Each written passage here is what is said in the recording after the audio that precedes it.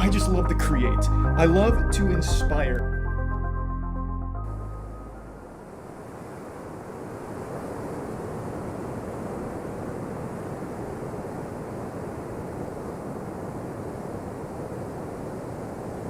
Friday.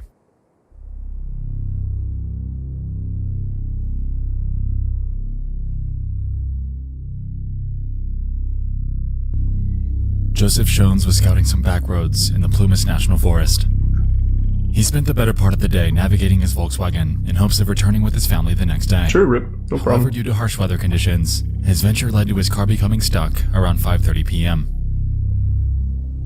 Miles away from help and with dwindling options, he hopped out of his car to give it a push. This is just like... In a strikingly unlucky turn of events, though. Why am I blanking on the name? Let me know. Would lead to him enduring a heart attack at the worst possible place and the worst possible time. He returns to the confines of his vehicle, enduring the pain and contemplating on what to do. Oh, this is the Atlov Pass. He'd catch his biggest break. Two sets of headlights coming from the opposite direction, and the shadows of what looked like a woman, a baby, and a group of guys walking towards him while engaging in conversation. No, it's not good. After realizing that this could be his ticket home, he fumbled out of the car and began calling for help. Once he started doing so, the headlights turned dark, and the conversation fell silent.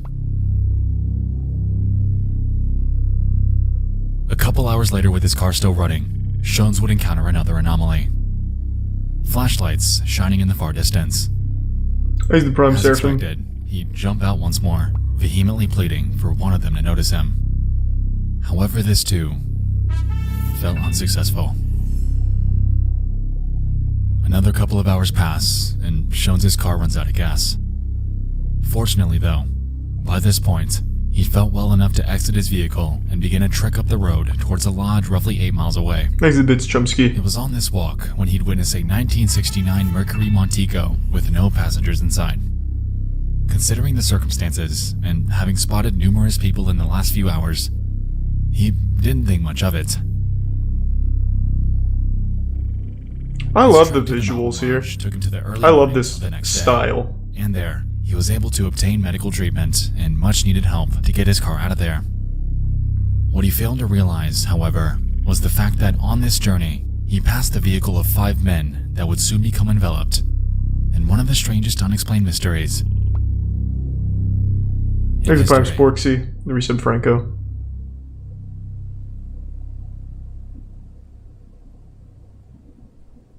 Are these real stories? No, I actually made these up. And I've, of course, thrown them throughout the internet for people to pick up on.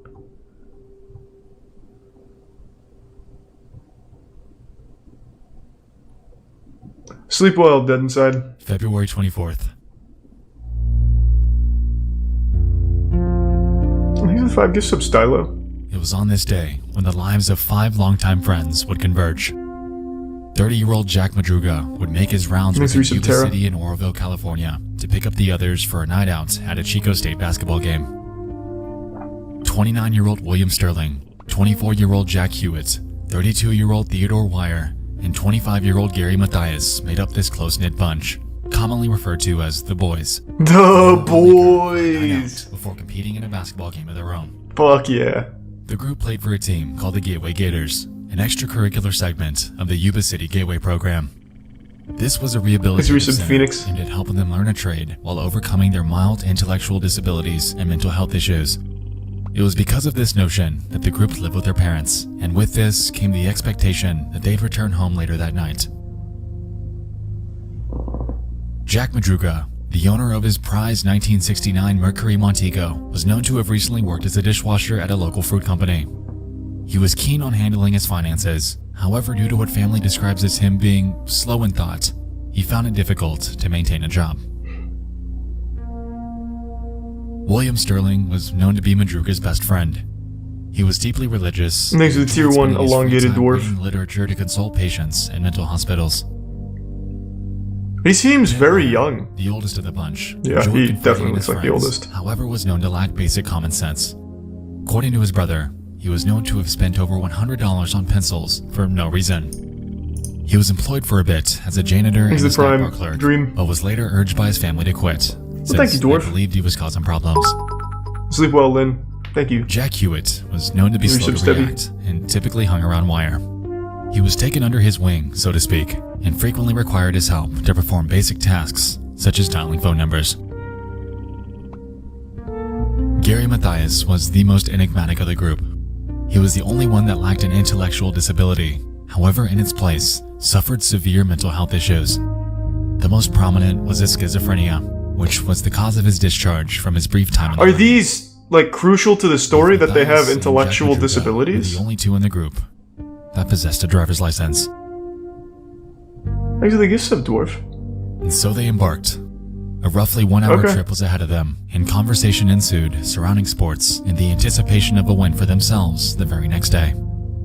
The boys' uniforms were already laid out back home by their parents, so they were ready to roll. Things were going good. Yeah, I love that shit too, Camino, as long as they're good mysteries.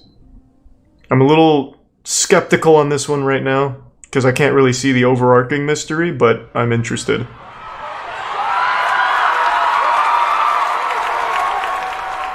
p.m. Chico State's road opponent UC Davis takes the win. Considering the men's favorite team were UC Davis, it's safe to say that celebratory snacking was in order. They hit up a local convenience store by the name of Bear's, where they loaded up on a Hostess cherry pie, a lemon pie, Yep, a Snickers bar, yep, a marathon bar, that's a big. couple Pepsis, Okay. and a quart of milk. Oh, milk. It's been noted that the clerk that checked them out that night was trying to close. Let's get fucking As a wild, result, boys. I'll get the was milk wildly and annoyed by Pepsi. them being there. Little did they know that they'd be one of the last ones to ever witness this group alive.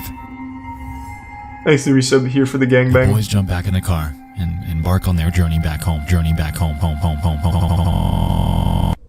Oh shit! The boys have hacked him. They didn't make it back home that night. Thanks to resub young. Instead of driving south, they took a detour east. Their journey that night encompassed their ride from Oroville to Chico. You would think that they'd head straight back down Highway 99 and Highway 70, but that didn't happen. They actually called a Right helicopter. before arriving in Oroville, the driver took a detour Where's off he of get Highway the gifts up 70 again, onto dwarf? the Oroville-Quincy Highway, a road that runs across Lake Oroville and up towards the Plumas National Forest. They drove until the road ended and continued their journey up a dirt trail until their vehicle became stuck in the snowdrift. It's unclear what happened from this point forward, but sometime after this arrival, they'd exit the confines of their car and embark into the night. Yeah, I know who that is, Mudman. Joe Shones' medical treatment had gone well. He paid no mind to the Mercury Montego since it wasn't out of the ordinary, and by midday, he was able to get his car gassed up and headed home. Concurrently, since the boys were nowhere to be found, the mothers of Ted Wire and William Sterling were contacting police, pleading for help and finding Thanks their to the gift children. sub Ethanist. It was out of character for every single one of them to be away from home for prolonged periods of time. And so they believed. How the fuck did the guy walk 8 miles, rest, get gas, and walk 8 miles back, find his car, and fill it up? That guy has incredible sense of direction.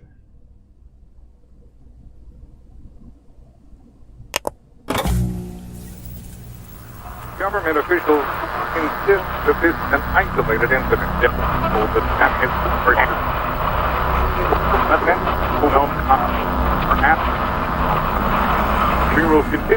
Did the boys survive? He said twice that they did not survive.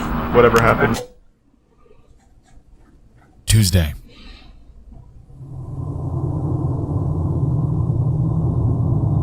A forest ranger scouting the area notices an abandoned turquoise Mercury Montego. It was left on an Thanks, Brian unpaved Kyle. road near Elks Retreat, a staggering 2.5 hours from where the basketball game took place. The vehicle appeared ordinary. It was unlocked, Thanks, the Reese window was Talos. down, and snack wrappers littered the seats. In the gas tank was more or less a quarter tank of gas, and by the time it was located, it wasn't stuck. Jarringly, considering how rough the terrain of this trail is, the vehicle was found with minimal damage. Yuba County PD began broadcasting the details and photos of the missing men, and for the next 5 days, their search team would scour the region. This would soon prove difficult, however, considering the fact that this was in the middle of a harsh winter in the mountains. Thanks, Eat Meth. It's been reported that the search team nearly lost people on a couple occasions, and by Sunday, a harsh winter storm would move in, dumping nearly 9 inches of snow in the area. It was because of this, the environmental hazards, and the fact that time was running against them that led the police to call off the search until snowmelt that spring. And as the case sat on hold, their families were frustrated, and the 5 men were left out there, isolated. Well, or they could have found an underground society. And could have escaped the elements.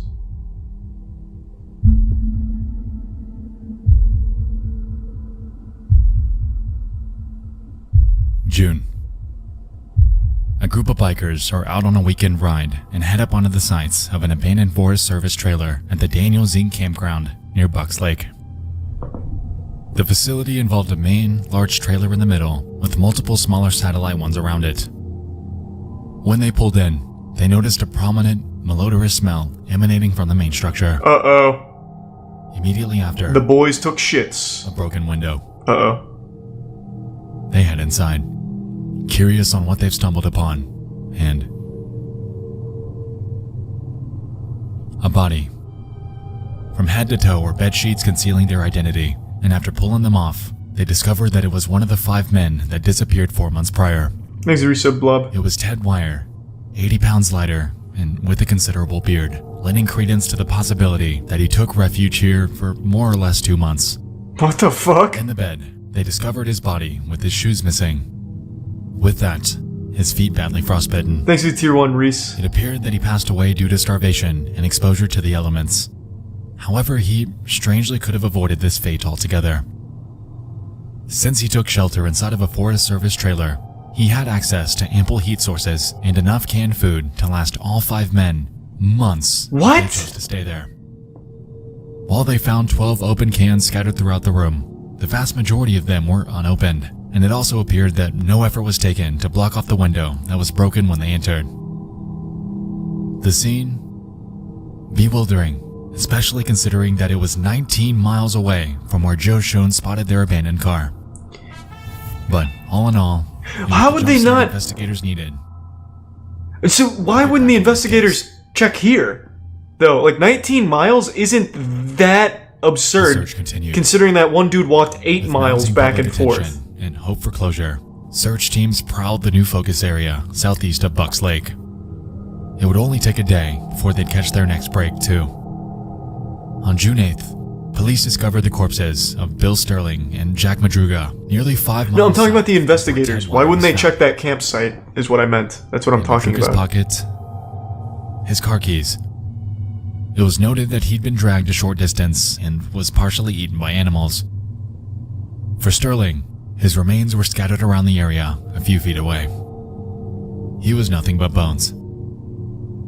Since the bodies were discovered closer to the vehicle and on a potential road they could have taken northbound, they believed that on their hike, the pair couldn't press on any further and met their demise through a combination of the elements and mounting fatigue.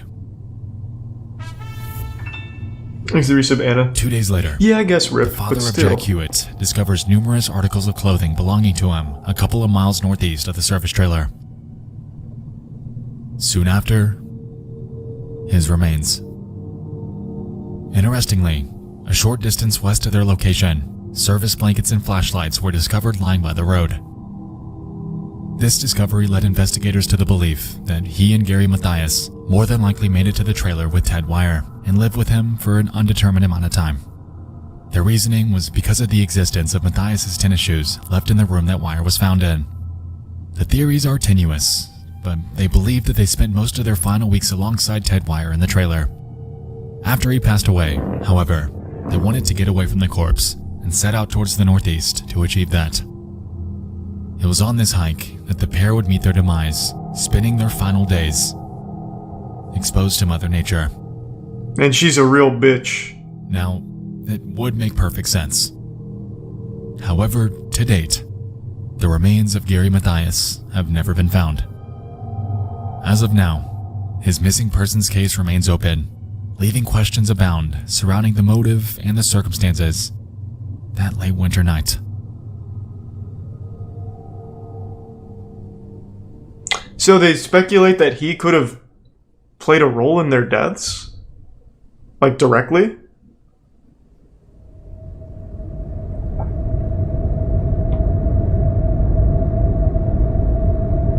He became the huge foot.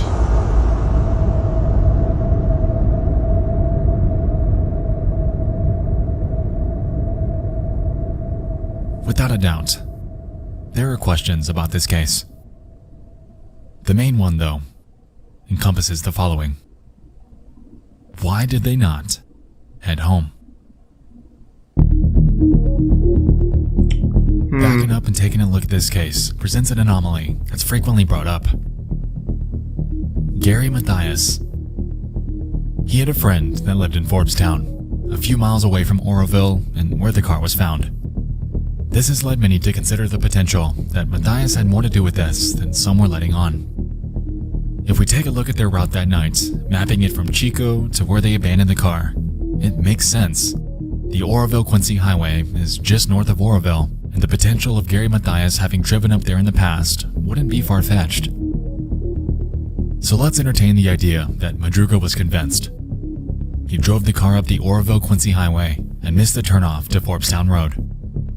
As a result of this, he kept driving and driving until he eventually became stuck miles up a mountain trail. Now up to this point... It's interesting this has taken an extra 60 miles to find the exit. What led the mother of Jack Madruga to think otherwise, however, was the fact that after they were stuck, why, with 5 sizable guys that could have rectified the situation with relative ease, did they decide to abandon the car and press onwards into the unknown? What was restricting them from turning back and undoing the mistake that they'd gotten themselves into? According to Jack's mother, she pled that there was some force that made them go up there. They wouldn't have fled off in the woods like a bunch of quail. We know good and well that someone made them do it. We can't visualize someone getting the upper hand on those 5 men, but we know it must have been. So the car wasn't stuck, the car wasn't damaged, they could have just turned around? The circumstances at the time, postulating the potential of nefarious activity, wouldn't be out of the ordinary. The state that Jack Madruga's car was found in led to even further questions than it did answers. According to reports, his car was found in immaculate condition, something almost unheard of considering the rugged terrain that existed on the road they'd taken. With 5 moderately sized men packed into an already heavy and low-sitting vehicle, undercarriage damage was nearly a guarantee. Given the fact that Jack had never driven up on this road before, it seemed weird that he was able to navigate it with such prowess near midnight. Furthermore, when the car was found, Jack's window was... This is all an ad for that car. ...claimed was extremely uncharacteristic of him. Bearing in mind that Mathias and Madruga were the only 2 with driver's licenses, suspicion grew regarding the actual driver that night. Was Jack Madruga truly at the wheel, or did Mathias demand the keys while taking them up there? Thanks to Resub Dingle. Considering Mathias' numerous run-ins with the law, this wouldn't be entirely outside the realm of possibility. Prior to 1976, he was known to have been unpredictable, however straightened out after being prescribed schizophrenia medication. It was reported by his stepfather that, quote, he had no notable contact with police during the 2 years leading up to his disappearance, and he hadn't gone haywire in private during that time. The reason I bring this up is because I see it mentioned all the time on various articles and forums. However, the evidence presented, especially considering his own disappearance, is relatively insubstantial. While this is a notable possibility, in my opinion, there are others that carry a bit more weight. I think it's paranormal. What if there was a magnetic anomaly causing an apparition to appear in front of the 5, Let's talk about looking to Joseph be like a Shones. mermaid or something, luring them out into the snow? We can recall that he spent the better part of his Friday night stuck around the same area the boys were. It's staggering that he spent most of his night under the unluckiest of circumstances. However, I digress. In his testimony, he claimed that he witnessed something. A group consisting of a woman, a man, and a baby, all walking within the path of 2 sets of headlights. If we're assuming that his recollection is correct, then this leaves us questioning the identities of the other party involved. Ted Wyer's sister has come forth, theorizing on the potential that the men witnessed something nefarious that night, sometime after the basketball game. Perhaps they saw an attack or some sort of signal, whether domestic or not, and decided to follow the family to help. What? Not entirely sure how large the distance between Shones and the group he witnessed were, but hearing the cries of someone in need would surely spark some sort of desire to help instead of shutting up entirely. I find it strange that the headlights cut off and the conversations halted in both instances when he saw people. While the circumstances don't scream maliciousness, they definitely don't drive the situation towards innocence. That is, if his recollection was correct. You see, since this testimony came out, Shones' story had slightly changed each time he shared it. While this, of course, could be a simple case of memory distortion, the notion that he changed it at all ultimately weakens his story altogether. According to sources, conversing with Shones after the fact was admittedly frustrating. He would claim that he was very ill during the moments he believed he witnessed the others, and essentially admitted that he could have hallucinated Thanks to some of the Shamey details. and Chad Shipman. Bearing in mind that the other parties stopped dead in their tracks both times he called out for them, it could have easily been a figment of his imagination. But what if it wasn't? But what if it was? That's just it. The nature of word-of-mouth testimonies, weakened by the circumstances of their situations, ultimately leave Thanks them to up for Prime Camp. debates and shrouded in uncertainty.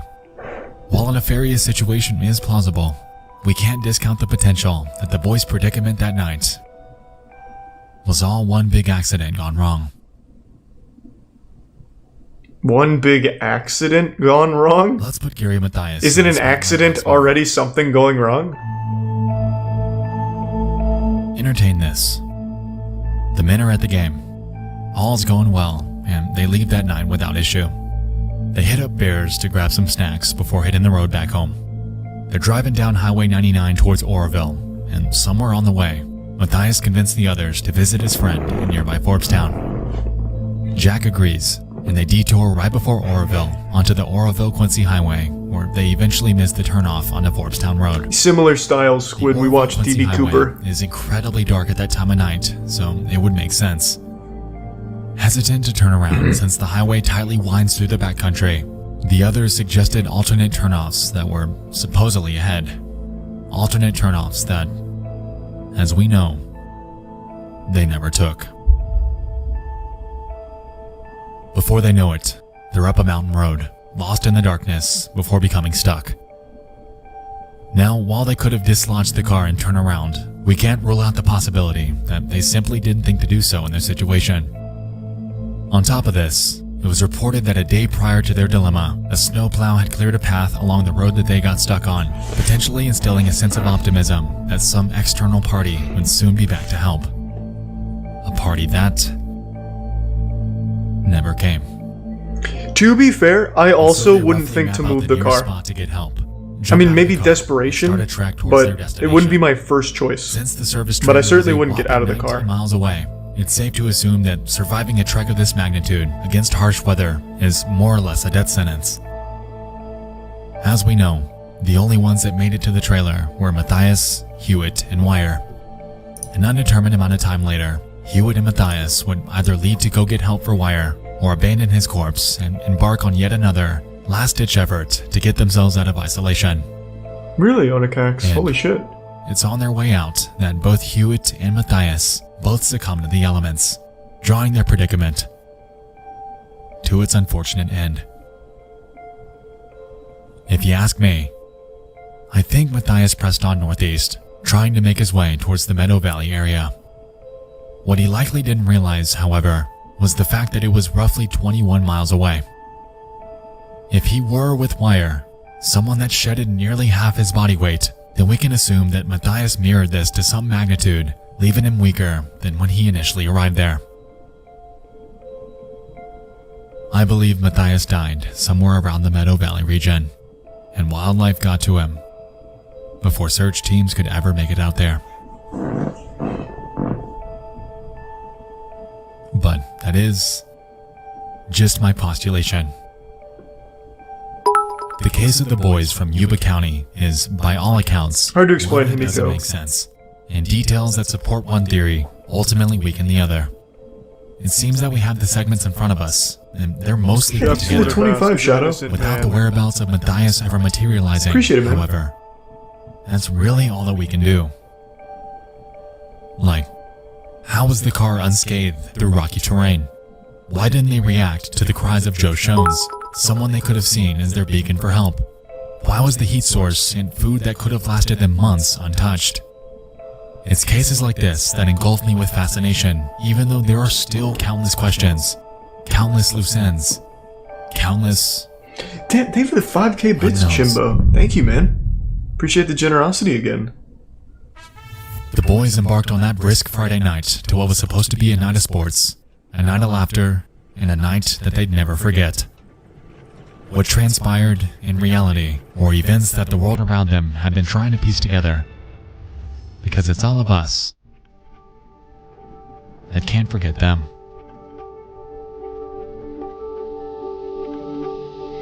God damn.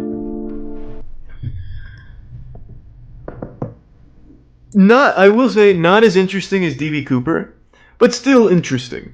This one seems more cut and dry to me. I think the most logical thing here is these 5 men had no fucking idea how to survive in, like, a scary situation, and they let fear take over every decision they made. So when they finally found shelter, maybe they stayed there for a few days, they thought it was hopeless, no one would ever find them, so they started moving, trying to get somewhere else where there were people, and I really think every decision just led to them not wanting to stay put because they started to feel hopeless. I don't think there's too much to unpack about that.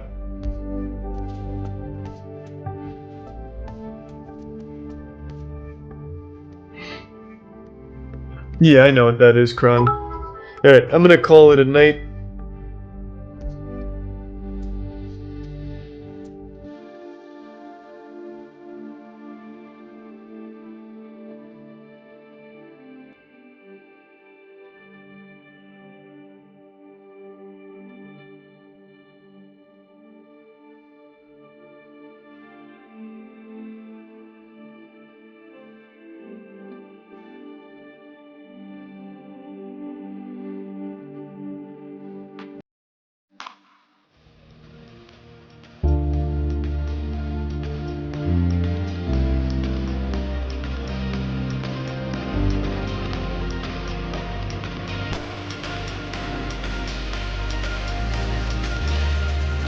Make sure to smash that like button and thumbs up, ring the bell, tell your mom I said hi.